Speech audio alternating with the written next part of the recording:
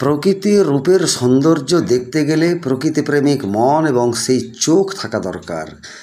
গ্রামের মানুষের কাছে হয়তো এই জিনিসটা, এই দৃশ্য সচরাচর সবসময় দেখার জন্য অতটা গ্রহণযোগ্য মনে না হলেও, ভালো না লাগলেও, কিন্তু যারা শহরে জীবনে বাস করেন তাদের কাছে এই খোলা মুক্ত পরিবেশ সত্যি মনে একটা প্রশান্তি এনে দেয়। যাই হোক, সে গ্রামের মানুষই হোক বা শহরের মানুষ, প্রত্যেকের কাছে এই খোলা মুক্ত উন্মুক্ত পরিবেশ আহা কি অপূর্ব। এই যে মাঝি, ভাবুন তো একবার, নৌকো করে, ডিঙি নৌকো করে চলেছেন, আর আকাশে দেখুন সূর্য ডোবার পালা, বারবার বলে তারা প্রতিফলন, আর সবুজ দিগন্ত বিস্তৃত মাঠ, সেই সঙ্গে অপূর্ব সুন্দর শরতের শেষ, শীতের আগমন, তারই ছোঁয়া লেগেছে যেন প্রকৃতির আকাশে বাতাসে। দর্শক বন্ধু, কেমন লাগলো আমার ভিডিওটি?